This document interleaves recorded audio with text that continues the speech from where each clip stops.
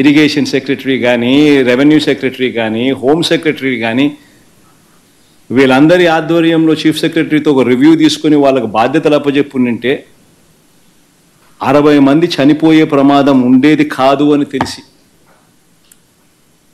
Irrigation secretary flood cushion తాను ఏర్పాటు చేసేవాడు, రెవెన్యూ సెక్రటరీ రిలీఫ్ క్యాంపులు తాను ఏర్పాటు చేసేవాడు, హోమ్ సెక్రటరీ లోతట్టు ప్రాంతాల్లో ఉన్న ప్రజలను రిలీఫ్ క్యాంపులకు షిఫ్ట్ చేసి ఉండేవాడు.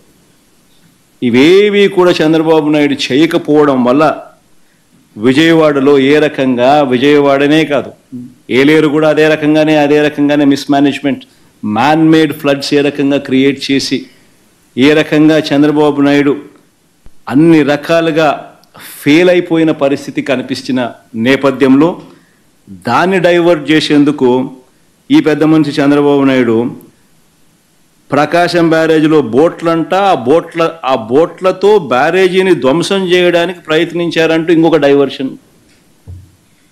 Diversion tactic.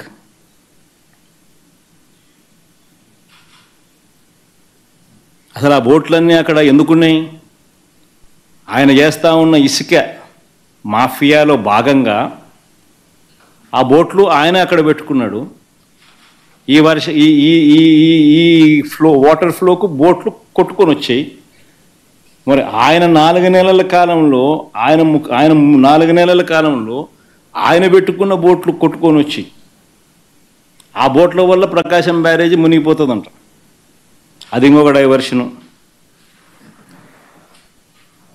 Visakhapatnam steel plant అమ్మకం మీద కూడా కొత్త మెడికల్ కాలేజీలో ప్రైవేట్ పరం చేసేయాలన్న స్కాముల ఆలోచన మీద,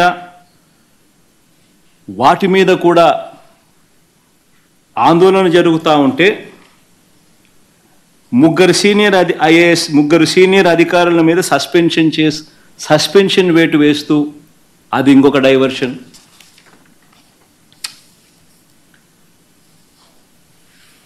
చివరికి 100 రోజుల పాలన మీద, చంద్రబాబు నాయుడు గారి 100 రోజుల పాలన మీద దృష్టి పెట్టేసరికి ఇప్పుడు తిరుమలకు వచ్చే నెయ్యి కల్తీ జరిగిందంటూ ఇంకో డైవర్షన్. ఇది నిజంగా అన్నిటికన్నా ఇంకా ఆశ్చర్యం కలిగించే పెద్ద డైవర్షన్. ఎందుకనంటే చంద్రబాబు నాయుడు అనే వ్యక్తి ఎంత దుర్మార్గుడు, ఎంత అన్యాయస్తుడు అని అంటే, నిజంగా దేవుడిని కూడా రాజకీయాల కోసం వాడుకోగలగాలి అని ఆలోచన చేయగలిగిన వ్యక్తి ప్రపంచ చరిత్రలో ఎవడు ఉండడు. ఇంత అన్యాయస్తుడు ప్రపంచ చరిత్రలో ఎవడు ఉండడు. దేవుడు ని రాజకీయాల కోసం ఉపయోగించుకోవాలి అని ఆలోచన చేయగలిగిన దుర్మార్గమైన మనస్తత్వం ఒక చంద్రబాబు నాయుడు గారికి మాత్రమే ఉంటాయి.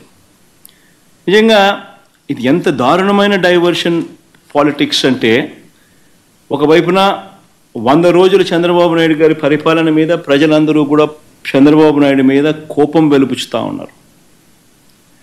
ఏమైనా మా సూపర్ 6లు, ఏమైనా మా సూపర్ 7లు అని చెప్పి ప్రజలు నిలదీస్తూ ఉన్నారు. ఇలాంటి నేపథ్యంలో ప్రజల మనసును డైవర్ట్ చేసేందుకు చంద్రబాబు నాయుడు చేస్తూ ఉన్న అతి దుర్మార్గమైన ఆలోచన ఈ కట్టుకథ.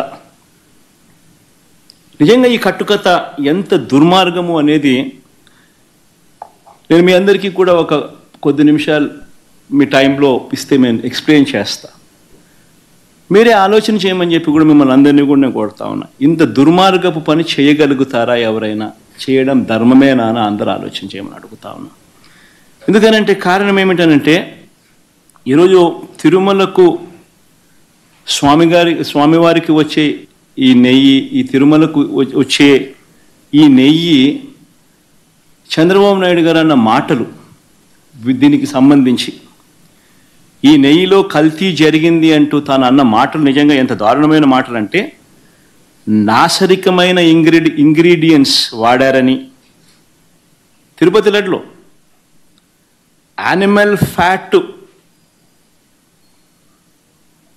గీక్ బదులు వాడినారని,